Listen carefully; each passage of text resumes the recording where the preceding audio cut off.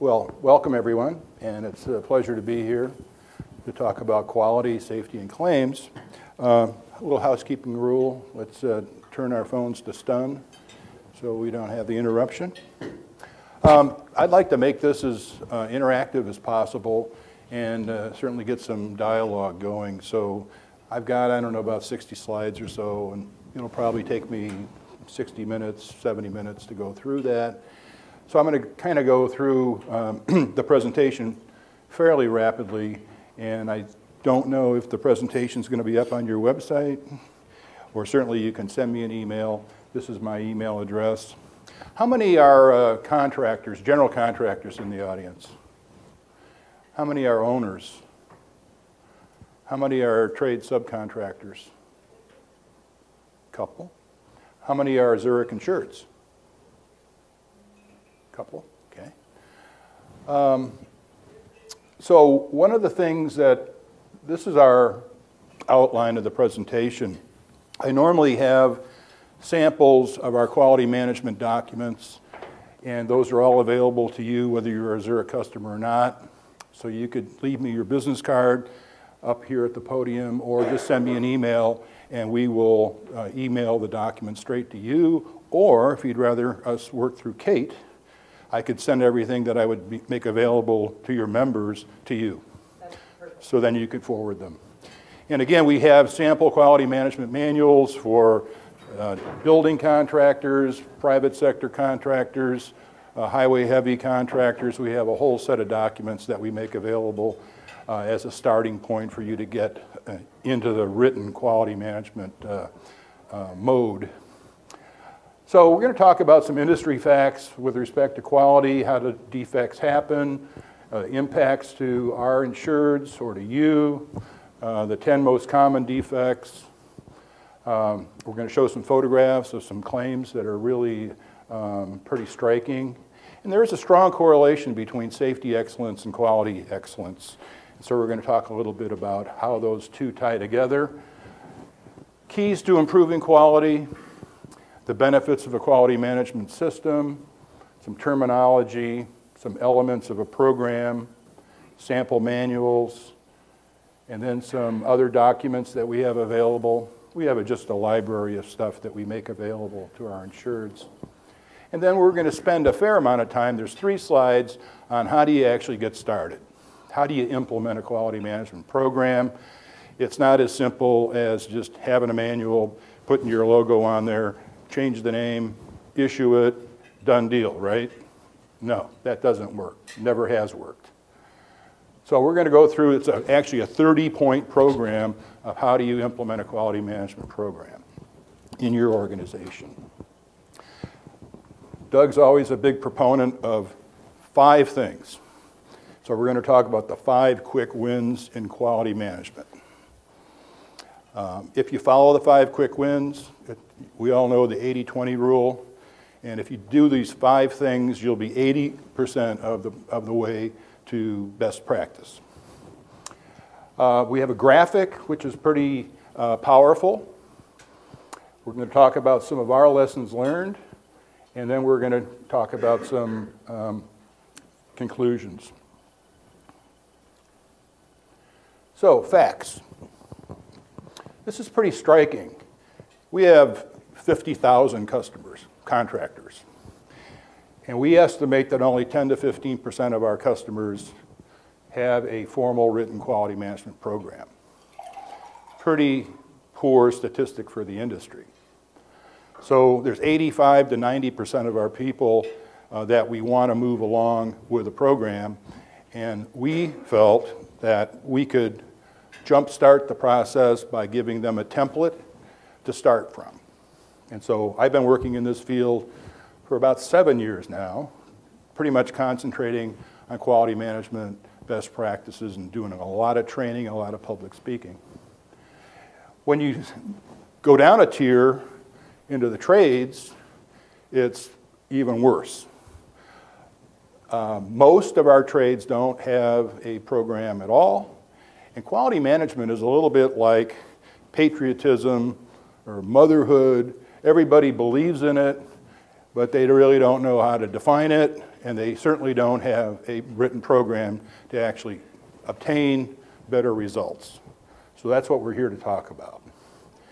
Now, those of you that work in the government sphere, NAVFAB, NASA, GSA, Corps of Engineers, any of the government programs, most, if not all, require a site-specific quality control plan as part of the specification. And it either requires a full-time quality control supervisor or manager. Sometimes that person, he or she, can wear a safety role and a quality role, and it's all governed by EM 385. So when you bid government work, we're all bidding the same, it's a level playing field.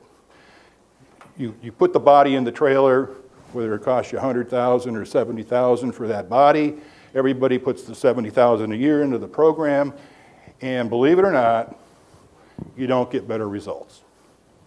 You push a lot of paper, it's very bureaucratic, and the quality control on a core program or a GSA program is worse than the private sector.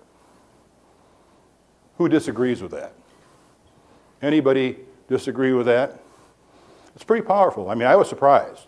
You spend all that money, you fill up filing cabinets full of inspection reports, and you don't get better results. So that's a broken way to do it. So what we're here to talk about is how do we do it smart? How do we do it without that body, with the existing staff, no matter what it is? If it's 1, 2, 3 people in the trailer, how can we do something, call it the mini core program or the mini government program, but it's the smart way to do it. So here's a fact that is pretty surprising. Is this red thing the little arrow, you think? I think you just tried. Yeah, there it is. The CII, Construction Industry Institute, we're a full member, University of Texas at Austin, did a study in 2005 where they looked at 140 projects and they measured the quality performance. And the average contractor makes 10 errors out of 100. Pretty poor. The best was 1 out of 200, and the worst was 19 out of 100, 1 out of 5. That's crazy. How can anybody make money with these kind of error rates? Now, they're errors, we call that in the quality management vernacular a non-conformance. If you look at the word non-conformance, it'll say deficiency. If you look at deficiency, it'll say non-conformance. But what the word really is non-conformance. Now, it could be something as the wrong coating on the screw, the wrong length of the screw. Not every one of these errors is going to have the building collapse. Very few are going to cause a serious incident. And a third of them, typically, are the wrong material. The wrong material. They submitted the right catalog cut. They got the approval from the design team, or designer of record, but the guy that bought it never looked at the submittal and just shipped the stuff that he bought from the last job over to your job. So one of the quick wins is to do 100% material verification. So customers that have a quality management, and I would say robust quality management program, will reduce your errors significantly. We have data that can take this 10 out of 100 down to 1 or 2 out of 100, and you're going to capture them, you're going to record them, you're going to photograph the non-conforming condition, you're going to photograph the conforming condition, and at the end of the job, you can look the owner in the eye and say, Mr. Owner, I found these 150 non-conformances on the project in all the disciplines, and I corrected each and every one. And if you don't have a method to capture conforming and non-conforming conditions, you don't know what's latent in in the project that you turn over to your owner. So that's pretty powerful. So if you have a written program and it's effective, it's going to differentiate yourself from your competitor. Any questions? I mean, I encourage dialogue if you've got any comments on that. Who disagrees with that? No, I think you're 100% right. I mean, you can write a program and have it there, but if you're not working your program and not communicating what the program is, it's going to fail. That's right. So even if you have it written, that's not 100% of the battle there. You have to communicate what that program is and make sure everybody's bought into it. You can make quality management a monster. Bigger is not better in quality management. Now, the Corps of Engineers and the government likes to look at the 90 conforming items and the 10 non-conforming items, and they want to track everything. I don't want to track the 90 that are right. I want to look for those 10 or the 5 or the 3 or the 2 that are wrong. So I don't want to spend time documenting the 95 that are right. I want to find the 5 that are wrong. It's management by exception. So there's only 3 ways that defects happen: faulty materials, workmanship, or design. Most of us, unless you're a design-build contractor, don't have design responsibility or liability. But generally speaking, when these cases come up, it's a combination of all 3. And the first place that you should look for, that we look for when we defend you, is if you built it perfectly. Would the design have worked? Would it have performed as intended? And in many cases, it would not have. So how do we get around that issue? Well, the best way to do that is to have peer review of the design documents, critical details, flashing details. We have some of the best design consultants on our side defending you that scrub through the documents, that advise us just that fact, that if you had built it perfectly, it still wouldn't have performed. So that's one of your defenses. On the flip side of that, if you're not a self-performing GC, most of the work is done by the trades. And how did they perform? How much quality control did they exercise or provide, if any at all? And you're sucked in just because you're there and you hold the contract. The rule of thumb is 10 to 15% of the claim is going to hit you if you did nothing, just because you were there.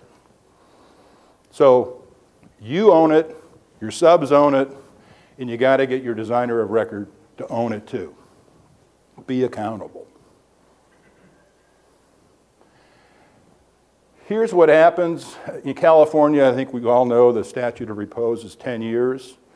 For those of you that think that you have a 1-year warranty and you're off the hook, you're not.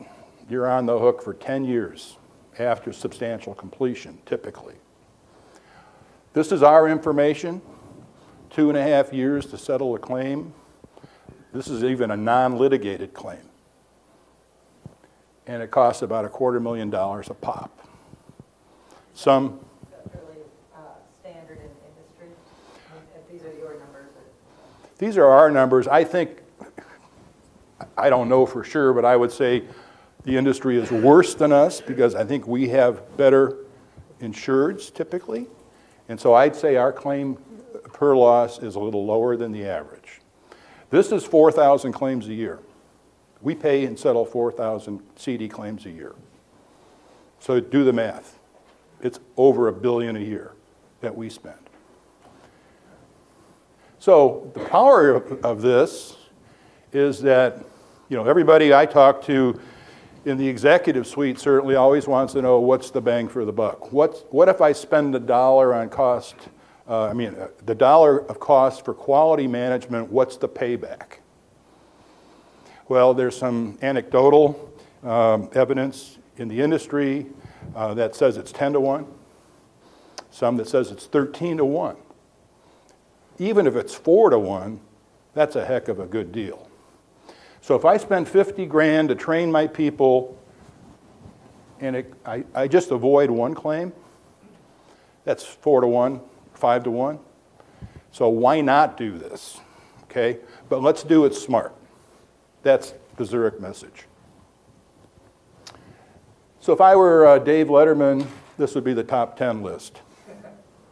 There's actually more than 10 here, so, but it's close enough for government work, you know. So if there's one thing you want to take away from this slide, it's water, water, water. Keep the water out of the building. At the end of the project, keep it out during the course of construction. And it's wet walls, and it's building envelope. And some of our best customers that have started down this road of quality management, procedures and process, start at the building envelope. I remember sitting across from the president, the CEO of one of the customers down in Arizona, and he looked me right in the eye and he says, you know, I don't really care if the cabinet starts to fall off the wall, you know, or if the light fixture is crooked, or I've got some minor finish work. You know, that's a couple $1,000s to go back in and fix something like that. But when there's building envelope, either air leaks or water leaks, that's a big deal in an occupied building. We insure a lot of Microsoft server farms and other server farms, and water and server farms, it's $500,000 minimum when a pipe breaks in a server farm. These are pictures in Chicago. This is not a green roof. This is not a swimming pool. It's a plug roof drain.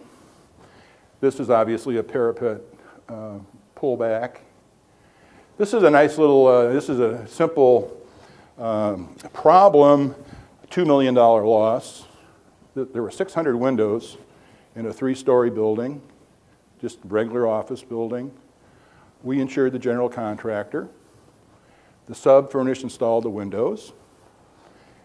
And every window looked just like that. He was consistently wrong on 600 windows. When it leaked, or when it rained, that's what it looked like. So, our contractor, one of the biggest in the country, has a dynamite subcontract, indemnity provision, transfer of risk. We tender the claim to the subcontractor's carrier. They said, sorry, we're not going to replace the windows because there's the your work exclusion.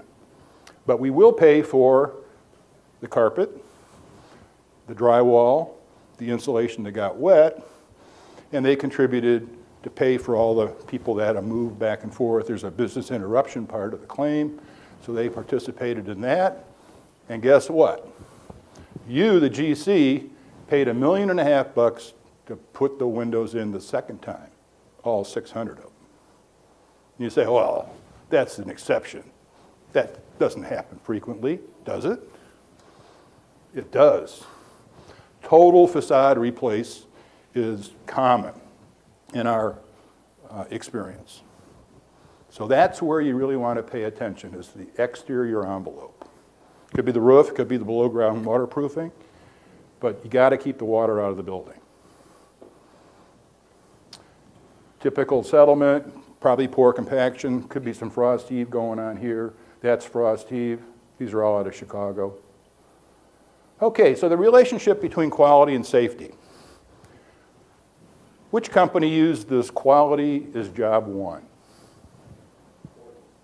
Ford. Ford Motor Company. I got these off of a library book on total quality management.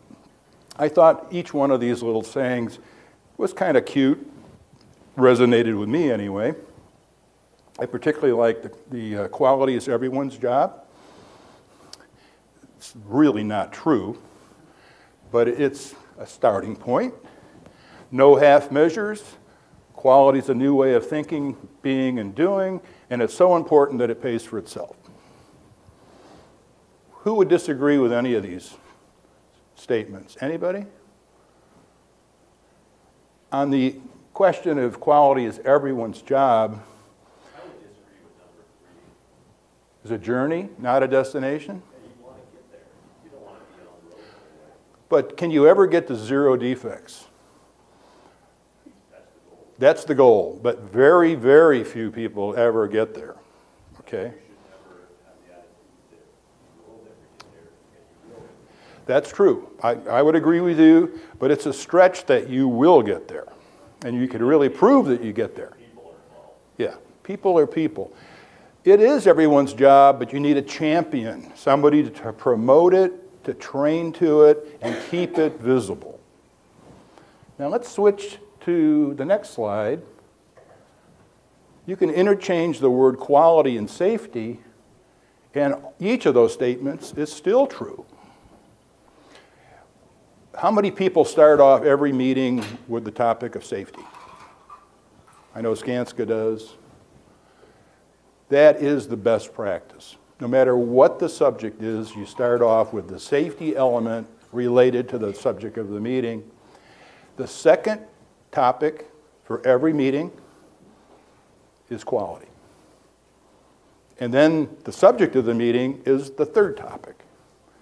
That's the way our best insureds run their business. Everything is paramount in safety, but quality is number two. And I would argue that everything else takes care of itself if you get the first two right. Overly simplistic, but it's something that I think you can remember. We know that our best safety excellence performers are also the ones that have the fewest CD claims. Strong correlation.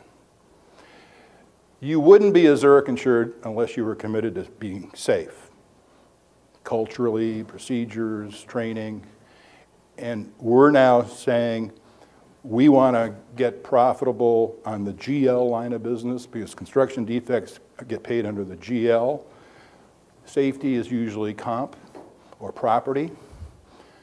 Builder's risk if you have a collapse during the course of construction. And really as an industry, we're pretty far backward in quality management. We're really what I think pre-OSHA.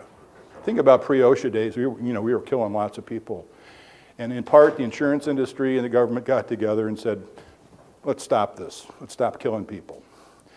Our message today is let's stop making the mistakes in the field, and there are a lot of procedures that are relatively simple that can nip that in the bud. I'm going to move over here.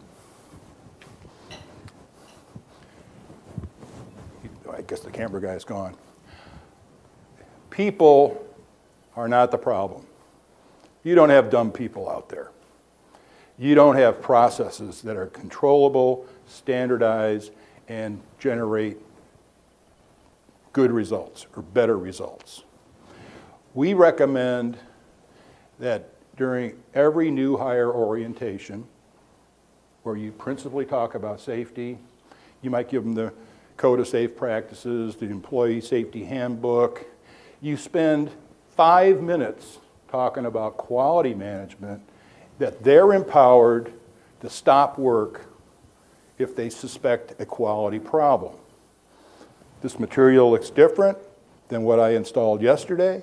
This looks like it's wet. Should I still put it in, Mr. Boss? Ask the question. Don't just put the thing in if there's a suspicion that it's going to be wrong. So production, which everybody's been schooled that production is probably, in some organizations, paramount even to safety, which is wrong. This quality issue has got to be discussed. And you discuss it at the new hire orientation. How many people have a new hire orientation with a safety quality component? Excellent.